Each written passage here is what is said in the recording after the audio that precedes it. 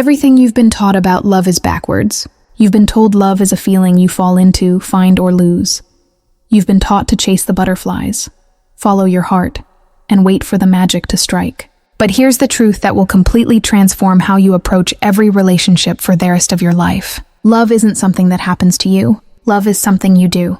I'm about to show you what love actually is according to neuroscience, psychology, and the simple reality that nobody wants to tell you because it's not romantic enough for movies.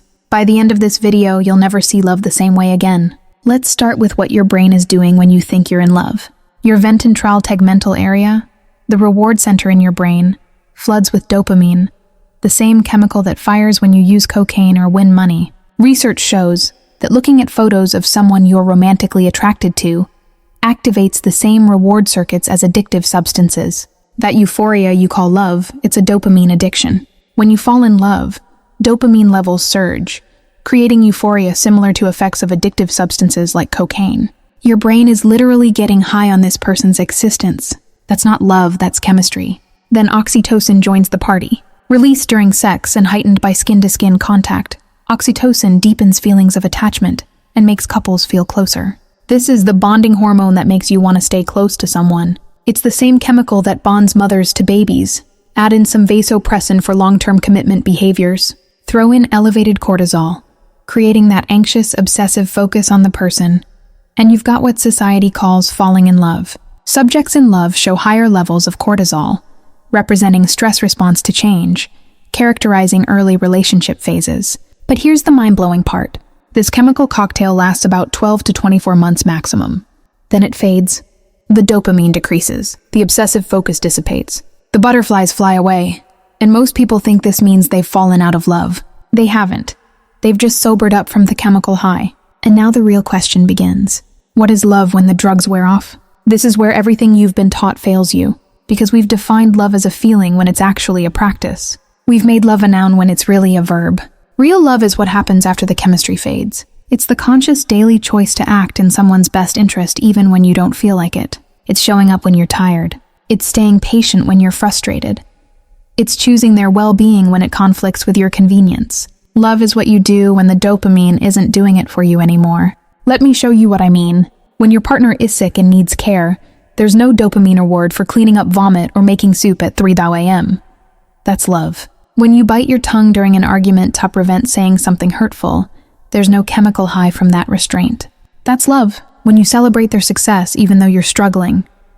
When you listen to them talk about something you don't care about because they care about it. When you adjust your plans because they need you. None of this activates reward circuits. This is love without the drugs. Neuroscience reveals that oxytocin and vasopressin pathways coupled with dopaminergic reward systems contribute to formation and maintenance of maternal and passionate love. But here's what they don't tell you. Long-term happily married individuals show neural activation in same dopamine-rich reward regions, a early stage love, but also in regions associated with attachment. This means real long-lasting love isn't the absence of chemistry. It's the integration of attachment behaviors with conscious choice. It's training your brain to find reward in the practice of loving rather than just the feeling of being in love. Think about this. You can feel intense chemistry with someone who's terrible for you. Your brain doesn't know the difference between healthy and toxic. It just knows dopamine is dopamine. That's why people get addicted to relationships that destroy them. They're chasing the chemical high while ignoring behavioral reality. Real love requires your prefrontal cortex, not just your limbic system. It requires the part of your brain that makes conscious decisions, sets long-term goals, and overrides impulses. Love is your higher brain choosing behaviors that serve their relationship, even when your primitive brain wants immediate gratification. Here's the perspective shift that changes everything. Stop asking, am I in love? Start asking, am I practicing love? Because being in love is passive. It's something that happens to you through brain chemistry you don't control. Practicing love is active. It's something you choose through behaviors you absolutely control. You don't fall into love. You build it brick by brick, choice by choice, action by action, day after day. The feeling follows the practice, not the other way around. This is why arranged marriages and cultures that practice them often report higher satisfaction over time than romantic marriages in Western culture. Not because arranged marriages are superior, but because they start with the understanding that love is something you build through commitment and actions, not something you find through feelings and chemistry. They don't wait to feel love before practicing it. They practice it until the feeling develops. And neuroscience backs this up. Sexual activity can increase oxytocin levels and activate the brain's reward circuit, making couples desire each other more, potentially bringing them back to earlier, exhilarating days. You can literally create the feeling by doing the actions. The chemistry follows the behavior. Here's what this means practically. That relationship where you fell out of love, you didn't fall out. You stopped practicing. You stopped doing the small daily actions that create bonding. You waited to feel like being loving instead of being loving until you felt it. That person you have no chemistry with but who treats you incredibly well. Chemistry can be built through consistent loving actions over time. Bonding implicates bottom-up processes where bonding-related brain and neuroendocrine systems are activated by attachment-related behavior. You don't need to start with fireworks. You need to start with commitment to the practice. And that person you have amazing chemistry with, but who treats you terribly, that chemistry is just your brain getting high. It's not love. It's addiction with a person instead of a substance. This reframing changes everything about how you choose partners. You stop chasing the feeling and start evaluating the person. Can't they practice love even when they don't feel like it? Do they show up consistently? Do they choose your well-being?